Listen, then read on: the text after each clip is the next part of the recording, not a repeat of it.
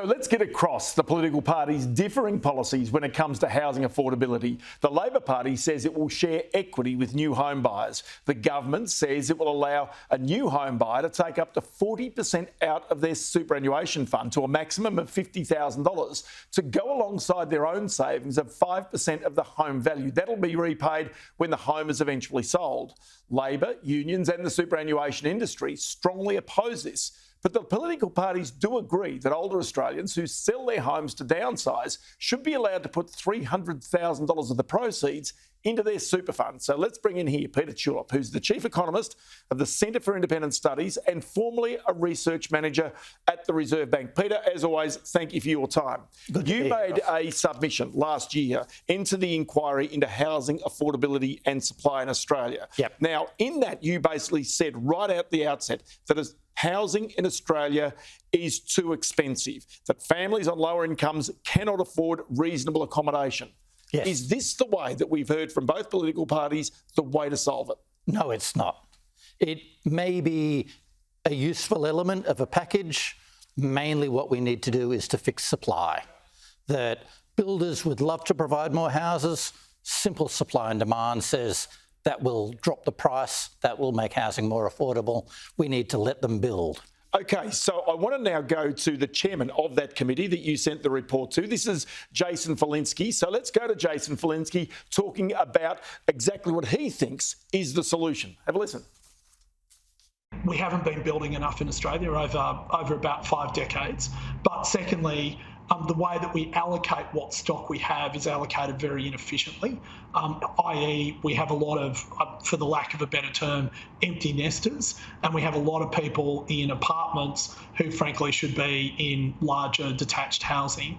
And so the reallocation of those sorts of that stock is a more efficient use of what stock we have. But yes, you're absolutely right. The data is pretty incontrovertible that state and local governments have not been building enough housing for a number of decades. So it would seem as though the chair of that inquiry would agree with you that this is not really about, if you like, the demand side of it. This is really about, and not the government giving handouts to people to go and buy even more expensive houses. This is about giving more homes and more houses out there and making certain that there's enough out there to satisfy the demand. Yeah, the Falinski report was very good. It made a lot of recommendations, many of which we agree with. OK, but then one aspect of that he did speak about was the reallocation of housing. So this is, in particular, the aspect that both political parties agree on, and that is to get older Australians to sell down their homes, take some of that money, put into their superannuation account. Is that smart policy? Yes, that makes a lot of sense. We have a lot of old people in huge houses. Their kids have moved out. They no longer need, they don't in fact want the big garden. They can't look after the swimming pool. They hate the stairs. They should be an apartment, and we should make that easier. OK, so then take me to the differing policies of the political parties right now. You've got Labor, who's got a shared equity type scheme. And then on the other side, you've got the Coalition, which has got this idea that you take money out of super, it's your money, and stick it into your house. Is either of those got especially got more merit than the other? I prefer the Coalition policy. That both policies involve lending money to make it easier to buy a deposit. In one case, the government is lending the money from the taxpayer. Sorry, the ALP is lending money from the taxpayer. In the Coalition's case, you're essentially lending money from your own superannuation account. And the Coalition policy is better because if you're lending from the taxpayer, you can take whatever risks you want with someone else's money. It's exposing the taxpayer to a lot of risk.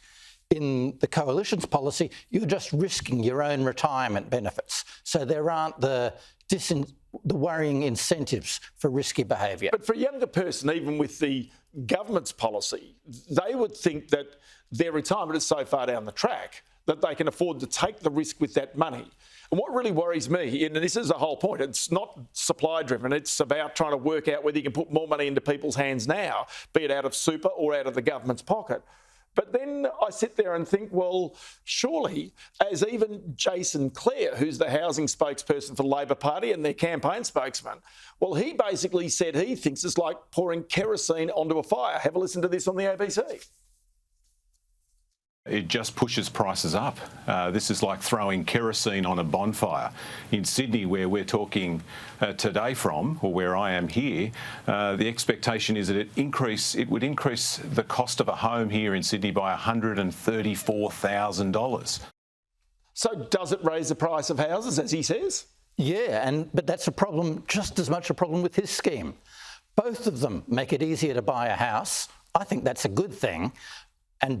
But doing that has the side effect of raising demand and increasing prices. OK, except for one thing. Westpac right now, as a result of rising interest rates, is forecasting that house prices around Australia will drop by 14% nationally, which means in some places they're going to be down 20% peak to trough.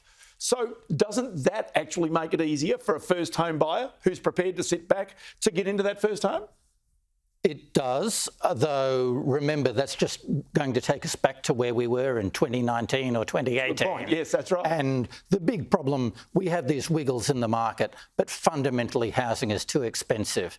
The prices need to go down a lot more relative to incomes. Peter Tulip, always good to have in the program. Many thanks for your time, the Chief Economist at the Centre for Independent Studies.